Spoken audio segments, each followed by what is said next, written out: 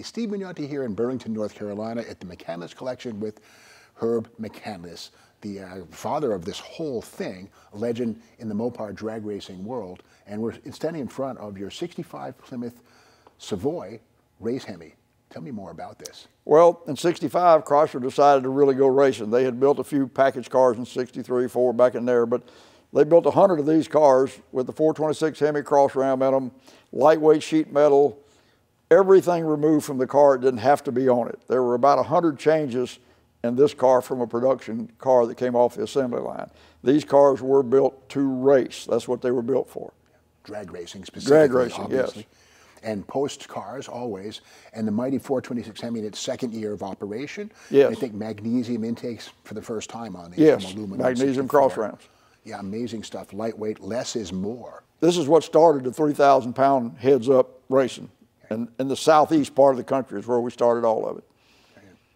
And 3,000 pounds, of course, means the curb weight with fuel and the driver, too? Or? No, back then they didn't weigh the driver in the car. They didn't care. We had to get out of the cars most of the time. So I didn't weigh 140 pounds back then, so that had an advantage there. Instant advantage right there. Yeah. Well, they only built 10 4-speed cars. Right. Because they said nobody could drive them. Well, a part of that problem was the shifter they had.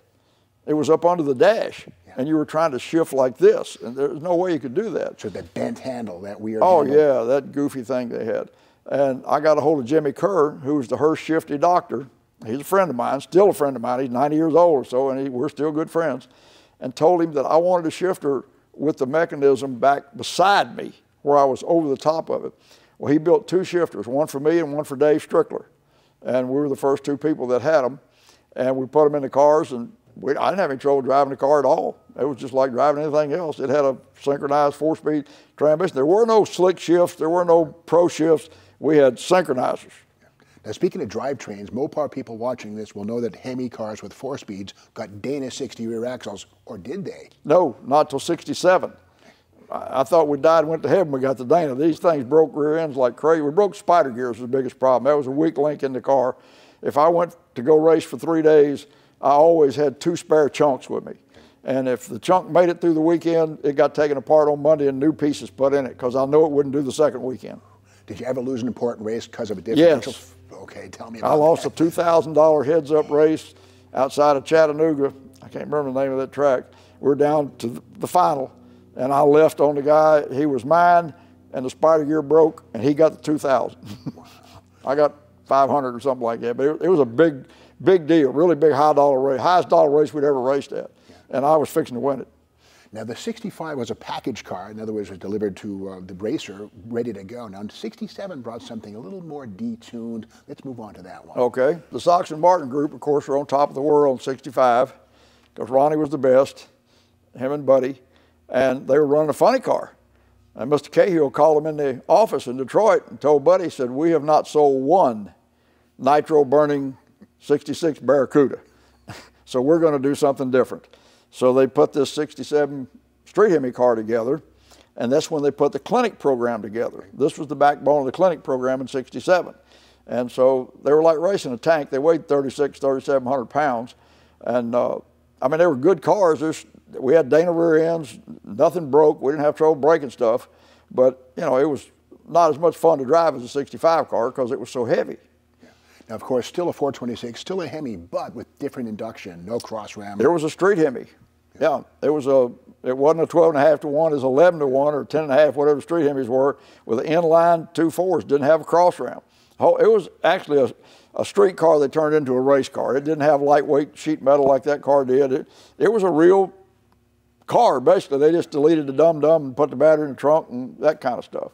And a couple of Carter AFBs inline. Yeah, was there a AFBs huge inline. difference in power driving racing these? Was it sort of was your face hitting the windshield from the deceleration, the change of acceleration with? No, they just weren't as fast as our 65 cars. But in 67 is when they came out with the slick shift transmission, right. And that did make the cars easier to drive. So there were a few more people that could drive them in 67 than there were in 65.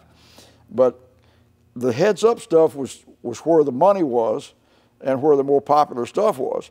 Well, at the end of the year, in 68, AHRA came up with a heads-up deal. They were going to run 15 races. The first race was at St. Louis. It was the 8th mile. And of course, almost everybody had automatics back then. The 4-speeds were very, very far and few between. So they called me and wanted me to come up to the race. Well, I didn't have my 68 yet. And so I told them, I said, you know, I'm way too heavy. I don't have a 3,000-pound car. And the guy said, well, come on up, Herb. You'll qualify. You're fast enough to qualify. I'm sure you are. So I stopped in Sykeston, Missouri, picked up Danny Bird, good friend of mine, and we're still good friends today. And we took everything out of this car but the seat I was sitting in. I mean, everything. And so I qualified, and I pulled up on the scales, and I was a low qualifier. And the guy said, Herb, there's something wrong with my scales. It says you weigh 3,400 pounds. I said, you mean I got that thing that light? I was tickled to death. I wound up winning the race. So everybody was automatics, and there were no good torque converters back then, so I was 2 car lengths on them in low gear, and they couldn't run me down. If we'd had a quarter mile, I'd have been in trouble, because they'd run over me in high gear. I was going to mention that, of course, so far, 4-speed, it's a recurring theme. The automatic, of course, you know, it's more consistent potentially. But no, it's not more consistent. Okay. Depends on the driver. Yeah, if you're not. I'll show you some time cars over there that'll make a monkey out of that deal. Yeah. But the 4-speed just had a tremendous advantage back then. Yeah. But like I said, there was almost nobody could drive them. In '65, there were only about 3 people running the 4-speed after about a month. And you stuck with the 4-speed all along. I never had an automatic. And the slick shift procedure, what does that do? The slick shift, they cut every other clutching tooth off the gear and every other clutching tooth out of the slider. The synchronizers. So you had a gap in there. Okay. And so you had time to get it in. If your hand and your foot were right, it would go from one gear to the other without any trouble. You didn't have any brass rings, synchronizer parts. There were no brass rings and dogs and all that stuff in it. And we cut many of those gears up, just cut the teeth off of them, cut the sliders. You'd spend hours doing that, because that stuff's hard. And Chrysler actually had some of them made that way. Yeah. Well, moving from 1967 to another package car, the 1968 Barracuda, or Dart. Both were available, but there it is again. And returned to the cross ram, an aluminum cross ram, no magnesium, I don't think, in '68, but lightweight pieces. Tell us about what makes this Hemi Dart such a special car. Well, the Hemi Darts had fiberglass fenders, fiberglass hood, lightweight steel doors, and they were built primarily to run super stock, but that lasted about a week. Right. And we were all putting bigger tires on them, and the drag strips wanted a heads-up 3,000-pound show, because that's where the faster cars were. And you know, now more people were able to drive the slick shift transmission, so there were more 4-speed cars in '68 than there were back then. But these were a full compression. This was a race Hemi, just like the '65 Hemi, except like you said, it had aluminum intake instead of the magnesium. And there were very little changes between this engine and that. The '65 cars had aluminum heads. These cars had cast iron heads. They didn't have aluminum heads. Now, with that said, to get the Hemi in here, these had to be final assembled at Hurst. Yes, the cars came off the assembly line with no engine, and they were carried over to Hurst. And Howard Marcellus was in charge of that program. You know Howard. Sure. And he's the one who put Hemi engines in. They took a hammer and beat the inner fender wheel down so they could get the valve covers in. Yeah. But the '68 cars is what, and AHRA really started the heads-up prior to NHRA's Pro Stock. They had a 15-race series. I won the points championship that year in it. And these cars were just really good and fun. They were fun to race. Okay. In '68, I ran 52 races in 1968. Wow. And I won first place at either 36 or 38 of them, I think. And once again, less is more with these, and the window winders were deleted on these. Yes, these cars had seatbelt straps. And they're glass, but they're thin. Tell me about the side windows. They had what they call Corning glass. Well, the '65 cars actually had Corning glass, but they were flat. These windows were curved. Corning glass didn't like to be curved. There were so many of those windows exploded. Almost none of us had Corning glass windows by the end of the year because they'd all exploded. Yeah. I was standing on the starting line. A friend of mine, John Livingston, was driving his Barracuda, and I'm, 20 feet away from him, behind him, and the window just blew out of the car. Yeah. I mean, they were just into a million pieces. They didn't hurt anything because it was broken little bitty teeny pieces and just kind of crumbled. Just dust. Yeah, pretty much, yeah. And of course, the '68 Hemi Darts and Barracudas were the first package cars with front disc brakes. Yes, they had. Was that a big change at the top of the track? Was it? Right. Oh, yeah, that helped tremendously. But now these were stock disc brakes. They weren't lightweight. Right. They were 50 pounds heavier than a race disc brake that you go by and put on. But we did have, and the tracks that we ran on, that was a big help, let me tell you it was. Now, of course, fiberglass fenders, fiberglass hood. Speaking of the hood, perhaps the largest hood scoop ever installed on a quasi-factory vehicle. But I see something here, the center pin. Was there something about the scoops laminating or, you know, lifting? No, the front of the hood folded. It would lift up. Yeah, we've seen pictures of them with the front of the hood just turned up at the finish line. Yeah. And of course, that's turning the air away from the hood scoop. Okay. So we put pins in the center of the hood. A lot of them put like a strap over to hold the front of the hoods down. Well, a beautiful example right here of the second version of the race Hemi program. Well, 64, I guess, was the first one, the 64 cars. But with that said, but there wasn't but just a few of them out the 64s. They really got into it in 65. Yes. That's when they approached me about driving for them. And this is my original 68 car from the factory. That is my original 67 car over there. Now, this is a clone of the 65, but we've got the real 65, what's left of it, that we found in a barn up in Kentucky. But this is the same car that I ran in 68, was painted by the same person that painted it. Eddie Wilbanks painted it. Wow. I have to ask you, did this car wander far in its life before you found it, or have you had it all along? It disappeared. Okay. And Randy Hopkins called me, oh gosh, in the 90s. And he said, Herb, I found your 68 Dart. I said, how do you know it's mine? He said, well, I started sanding it. It's got your name on the door. I said, well, that's mine. And he said, you mind if I paint it back like it was painted then? Because it had one of these 60s paint jobs with all the design stuff in it. And I said, that'd be great. He said, is the guy still alive that painted it? I said, well, yeah, Eddie Wilbanks. I ate supper with him a couple of weeks ago. And so he took it back to Memphis, and Eddie Wilbanks painted the car. That's just like it's painted right now. Beautiful. Crisp restoration, very correct. Now, moving another couple years down the road, we go to 1970, and your Plymouth Duster, beautiful car. When I was a kid, I had the MPC Sox&Martin model kit. I mean, I was probably 12 years old, and this thing blew my brains out. It's just a beautiful example. And again, these were not factory built at all. No. These cars were home built. This was actually a 6-cylinder Duster off the showroom floor that Sox&Martin put together. Ronnie had a Barracuda, and they put the Duster together. You know, cost wanted to have one of each. Well, they got this 6-cylinder car and put it together. Nobody could drive it. Strickler tried to drive it. He didn't like it. Don Carlton, he didn't like it. Ronnie didn't like it. Nobody liked this car. Well, Buddy hires me. I didn't have any choice. I had to like it. Well, the first 3 weeks I was there, I had the transmission out of it 4 times. I told Buddy, I said, I'd had transmission out of my 68 car 4 times in a year. I said, something's wrong with this car. So I took the car to Memphis, parked it beside this one, and that's when we figured out they had changed the clutch linkage to soften it up for these ladies buying these 6-cylinder 3-speeds. And so I swapped clutch pedals. I never broke the car again the rest of the year. And they were good cars, but they just had bolt-in Lakewood roll bars. The frame was tied, had a little strap on the end. That was about it. I mean, they were basically stock cars that we ran in 1970. And the beginning of pro stock. That was the beginning of pro stock, yes. And that's why Buddy hired me, because the match racing was getting so big, and you had Jenkins, Nicholson, and Ronnie. Well, that's 3. Well, 3 cars don't run a 2-car race. So Buddy puts this car together, and then it was me and Ronnie, Jenkins, and Nicholson. And we ran each other every week. Now, you said something about 4-speed cars not being as consistent. Well, look at these time cards. This is my time cards. I had them in a drawer, and we found them from where I ran at Indy. And I ran a 1002, a 1002, a 1001, and a 1009 was the first run, and the 998 on the final run. That was throughout the weather changing during the day. But that's within a few hundreds. Yeah. And there were 92 cars trying to qualify for pro stock at Indy in 1970 for a 32-car field. It was the most popular class there, spectator-wise, car-wise, everything. Everybody loved the pro stock cars because they could relate to these cars. You know, guy come up, yeah, it's just like my Duster. Okay, well, basically it was the same car, but it really wasn't the same car. I mean, you know, it was, but it wasn't. But people could relate to the Barracudas and Dusters and the Camaros and the Mavericks and Mustangs and stuff like that because they looked like what they were. Now, one thing's a little unusual, and we see here for the first time, the orange Hemis there are not orange here. Tell me about the blue engine. That was Jake King. Okay. Jake King painted all his engines blue.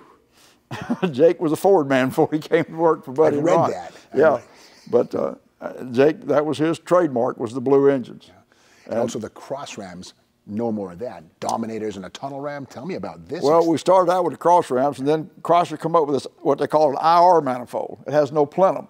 the carburetor set on top of the manifold. You had one barrel of each carburetor to feed one cylinder. And that was the best they had at that time. And then YN did the manifold with a plenum on it, and it was about 3 miles an hour faster than that. So immediately we all changed, but this was what we had in 70. And they ran that first YN on Vanke's car at Irwindale, and that thing was fast. Yeah. Now, of course, moving from smaller Hollies to these monsters. Yeah, they're 1050 carburetors. Dominators. Yeah, and then later on they cut the towers off of them, and everything just improved as it went along, is what it amounted to. The evolution. Yes, absolutely. I mean, Chrysler was the backbone of the industry for anything. There's a lot of stuff Ford and Chevy guys copied from Chrysler. Yeah.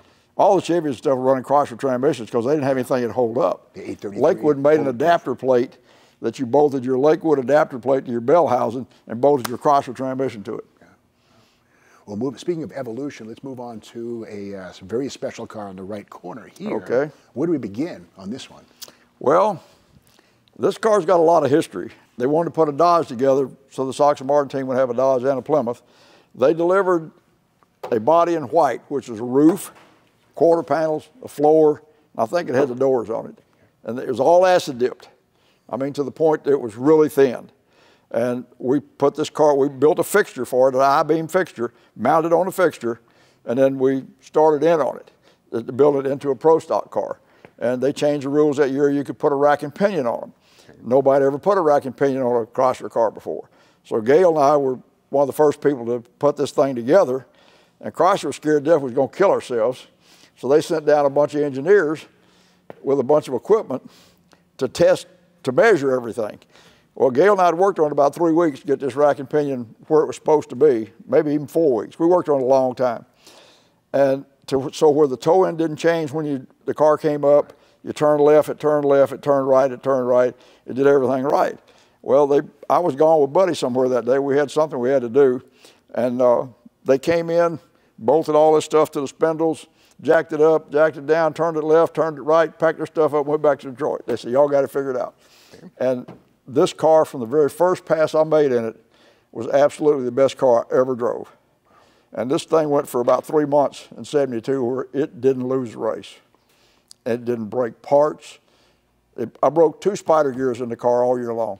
Never broke a motor. In the Dana? In the Dana, yeah. That's a pretty industry. That's a lot of power. Oh, yeah. Wow. Yeah. To break a Dana. Well, I mean, we got the bigger 1432 tires, and we was using the rosin, and we were match racing, putting a show on, but the cars were just, we never broke a transmission in it, never broke a motor in it. The things were basically indestructible, and very light. And of course, we did a whole lot of work on this car, as you've seen in the documentary, to make it match NHRA's rules. Yes.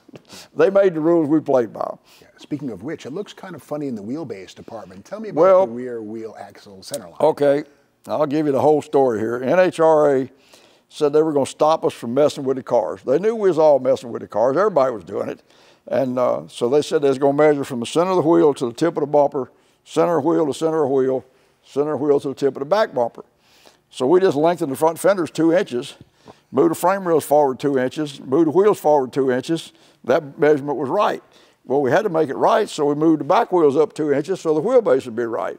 Well, the car was too long, so we cut the car in half, and I welded it back together, and that measurement was right. So it met every measurement that they gave us. What we basically did was move the whole body back 2 inches. And then you had to run the stock floor.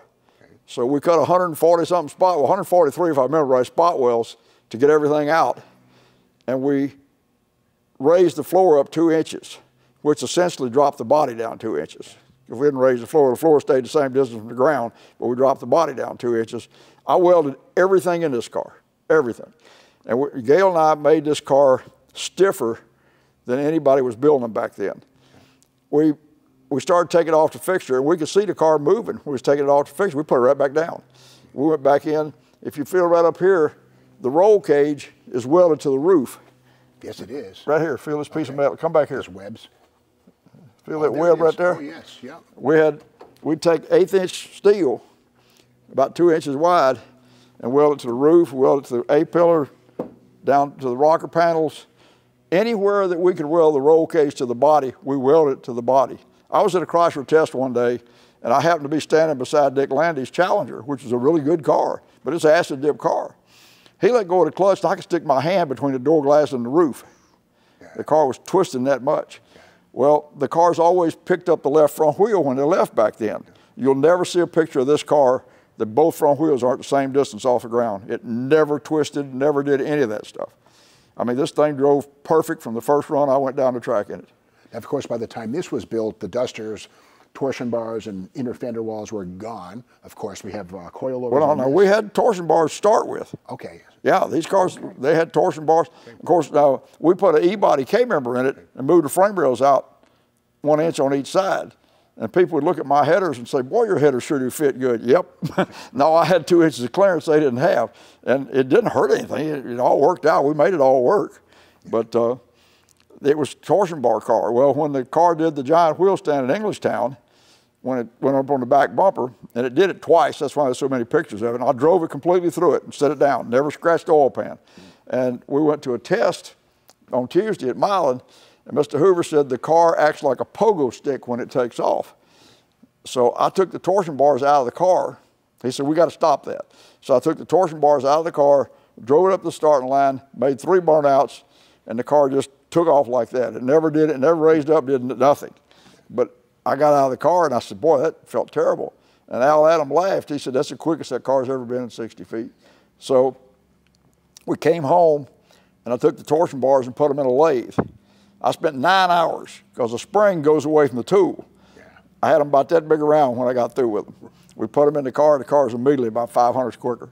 So then they changed the rules, of course. They put coilover shocks on them. Well, the 350 pound was the only front spring you could get back then. So that's what everybody put on their cars, except me and Gail.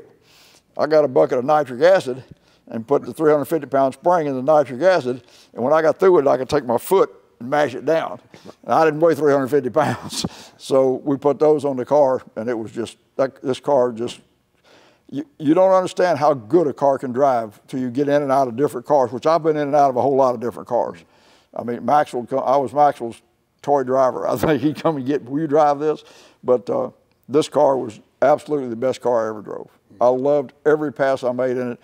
I'd go to Milan. If we was racing up north somewhere, we knew Chrysler was testing at Milan, we'd just go over to Milan. And Mr. Hoover would always come up with something for me to test. And I got along so good with those people. I really had a great relationship with them. Yeah. The advantage of going to the test, I would leave there knowing this didn't work, or I would leave there with something that was 300 or 400 or 500 faster, and it was 2 weeks before everybody else got it. Well, I'm out front that much for 2 weeks before everybody caught up again. Now, something I see on this one here is, of course, the Hemi is in place, but twin plugs on yes. each cylinder. Tell me about that. We had they came up with the twin plug heads, and we actually had them on the 71 car before we built this car, but that was pretty much the standard equipment. What that twin plug thing did, the cars weren't really any faster with it, but they were so much cleaner. Yeah. The Hemis were notorious for eating spark plugs and being, you know, not being real clean on the bottom end. And this thing was just unbelievably smooth. Yeah. We didn't change, we used to change plugs every couple of weeks. We put the dual plugs in there, you run them, just run them as long as you wanted to run them. They just didn't give any trouble. And that set of carburetors that I confiscated at the test that day, they had a set that was faster than everything else, so I ran them back across the car again. I loaded up and left with them, and John Bauman chased me down the driveway. He said, Herb, where's my carburetor? I said, they're on the car, man. Make another set just like them. And we left there. But this car would actually idle under 1,000 RPMs. And we had a tack that started at 1,000. It was a 4-to-1 tack, because it was cable drive, wasn't electronic stuff. And that thing would sit there and just idle and smooth and never stumbled, never blubbered, never did anything. I had some really good stuff. And Gail Mortimer was absolutely the best. Gail's name's on this car, and I could not have built this car without Gail. That's all there is to it. He worked as hard as I did, if not harder. Gail didn't weld anything. He said, you're riding it, you're going to weld it. So I welded the whole car together, which that didn't bother me at all. But him and I worked together for 2 years, and we were just really good together. Gail was so observant of the car. I never paid attention to anybody at the track but Gail. I was always looking at Gail before I'd go to run. If there was anything wrong, he'd let me know, or if something was happening. I mean, I trusted him 1,000%. He was that good. I gotta say, the closer I look on this car, the more I see. The wipers are gone. Yeah. The cowl is flattened, and also the drip rails are gone. Yeah. That'll be for aerodynamic efficiency. Every detail was thought through. Yeah.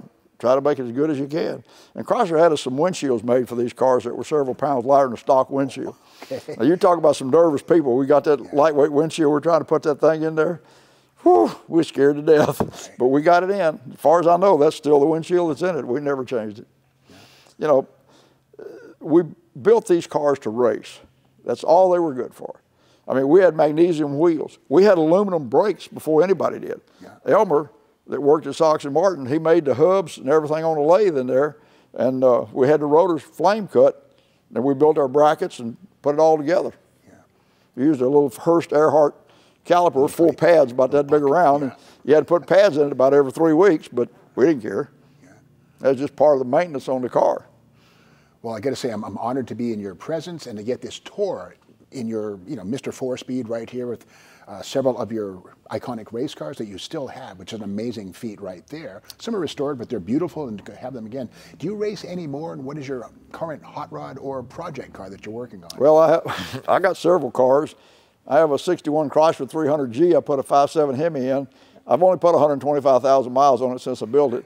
I got a 62 Imperial 4-door LeBaron that I put 84,000 on it. I don't care anything about new cars. They're nice. I got a 2010 Challenger that belonged to my wife. She passed away 8 years ago, and I still got it.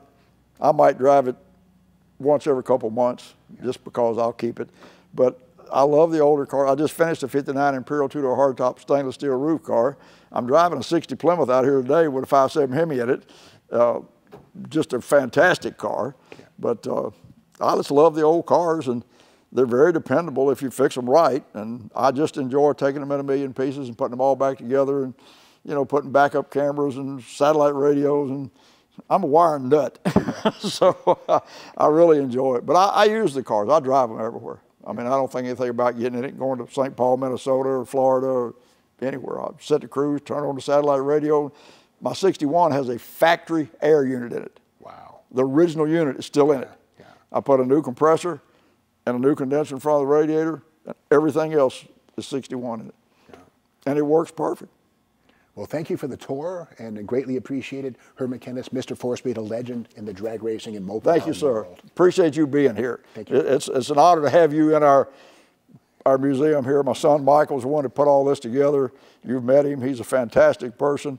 And it's great that people like you come down to see the place and get to enjoy it like we do. Yeah, great. Well, thank you for watching, and thanks again, Herb. My pleasure, believe me.